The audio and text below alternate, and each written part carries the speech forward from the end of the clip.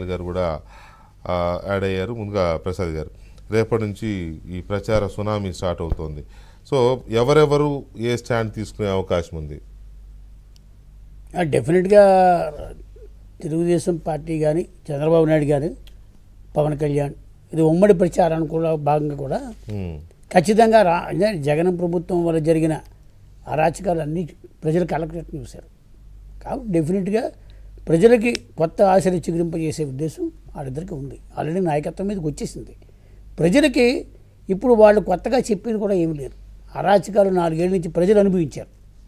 రాజకీయ చంద్రబాబు పవన్ కళ్యాణ్ కంటే ఎక్కువ పోరాటాలు చేసిన వాళ్ళు ఉన్నారు, ఫేస్ చేసిన వాళ్ళు ఉన్నారు. వాళ్ళందరూ ప్రజలు నివురుగప్పు నిప్పులో ఉన్నారు.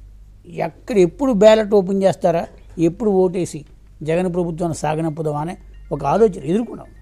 అంటే అర్బన్ ఓటింగ్లో ఉంది, రూరల్ ఓటింగ్లో ఉంది. ఓవరాల్గా అంటే ఈ జగన్మోహన్ రెడ్డి ప్రభుత్వాన్ని దింపాలి, ప్రభుత్వ వ్యతిరేక ఓటు చేరకూడదు అని పవన్ కళ్యాణ్ ఏదైతే చెప్పాడో దానికి చంద్రబాబు కూడా కట్టుబడి ఉన్నాడు. నేను ఒక్కడనే ఈ ప్రభుత్వాన్ని కొలదేయాలని అనుకోలేదు, ఆయన అందరినీ కలుపుకోవాలనుకున్నాడు. అందుకే తనకంటే చిన్నవాడైనా సరే 10 ఏళ్ళ చిన్న పార్టీని కూడా ఆయన కలుపుకున్నాడు. 40 years ఇండస్ట్రీ అనేవాడు కూడా 10 years లైఫ్ ఉన్న పవన్ కళ్యాణ్ పార్టీని కూడా కలుపుకున్నాడు. ఒక్క సీటే గెలిచిన వాడిని. అంటే ప్రజలకి ఒక ప్రత్యామ్నాయం, ఓ పునర్వైభవం ఆంధ్రప్రదేశ్ కావాలి, పునర్నిర్మాణం కావాలి అంటే ఈ మా కూటమి ఉండాలి అని ఆయన ఒక నిర్ణయానికి తీసుకొచ్చారు. కాబట్టి ఇవాళ ప్రజలకి వాళ్ళ ఆశాజ్యోతుల కింద కనిపించారు. డెఫినెట్గా ప్రజల ఆకాంక్షలకి ప్రతిఫలించేలాగే వాళ్ళ ప్రచారం ఉంటుందని మనం ఆశించాలి. ఎందుకంటే జగన్మోహన్ రెడ్డి చెప్పుకోండి ఇంకేం లేదు, ప్రజలకి కనెక్ట్ అవ్వాలి.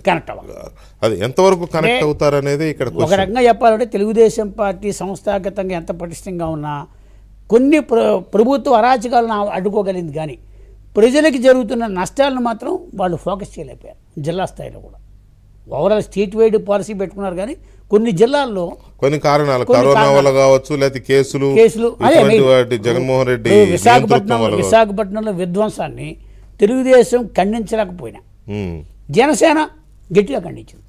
మూర్తి యాదవ్ లాంటి వాళ్ళు సింగిల్ అంటే ఒక్కడే పోరాటం చేశాడు. ఇప్పుడు మన ప్యానల్లో ఉన్న కిరణ్ రాయల్ కూడా తిరుపతిలో ఆయన చేస్తున్న పోరాటం మామూలు పోరాటం కాదు.